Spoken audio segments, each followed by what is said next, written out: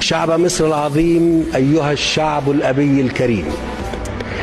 إن رسالة السادات لكم كانت واضحة، كتبها بدمائه التي روت تراب مصر المقدس، وجوهرها أن مصر